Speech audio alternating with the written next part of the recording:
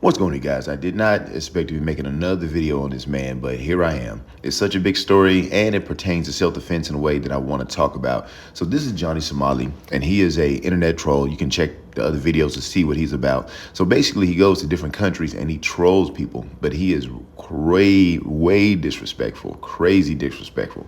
He basically gets kicked out of the country, but he gets paid. I'm guessing that he gets paid six figures, and he eventually did the most disrespectful thing when he was in Korea. As you can see, he started to disrespect the statues of the heroes of Korea. It was basically up to 200,000 women that were forced into sex slavery, and it's a very big deal in that country. And as you can see, he's twerking on it. He goes and he kisses one.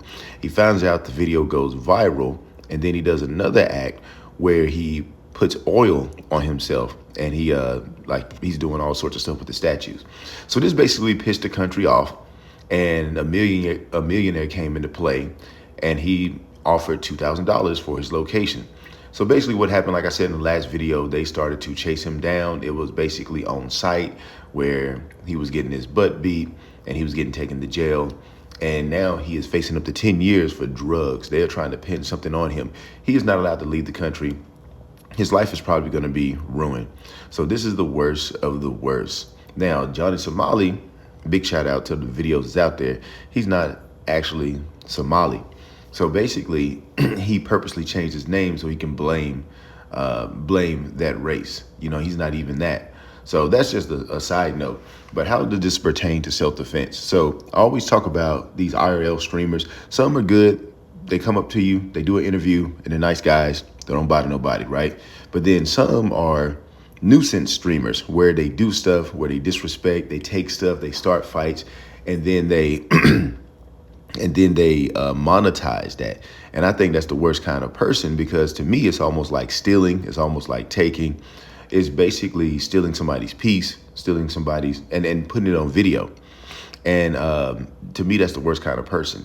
And so I tell people to watch out for that stuff, because it can definitely happen to you. It can happen to me. It can happen at a grocery store. It can happen anywhere. And I think that I don't want, I'm all about a free market. I don't want to mess with anybody's money, but I think that this is something that should be demonetized. It will cut a lot of stuff off right then and there. And I'm not normally down for demonetization. My channel has had a lot of strikes, my TikTok, my YouTube, for talking about this self-defense stuff.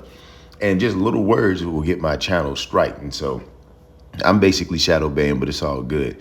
But it seems that guys like this, they get monetized for trolling people. And it's very dangerous. But also, somebody like Johnny Somali going to different countries and doing things of this nature, it does put everybody else in danger.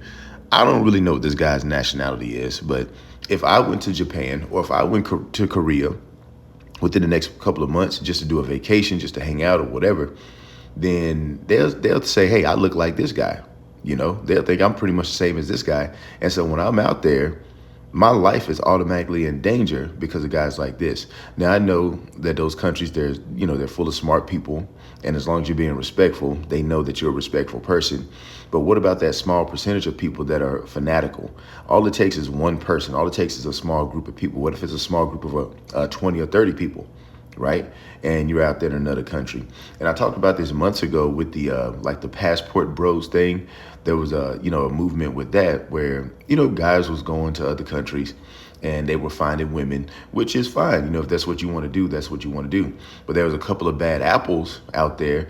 They would go out there and kind of mess it up for everybody else, where they were disrespectful to the country, disrespectful to the women, and just really doing too much.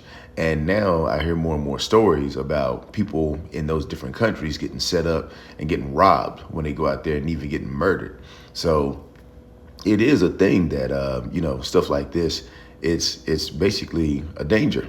It is a danger, upfront danger to the people that he's around, but it also makes it a little bit more dangerous for everybody else, rightfully so. And so, this may be a blueprint on how to stop this stuff. Does the community step up? Do they start to go overboard on people like this to nip this stuff in the bud?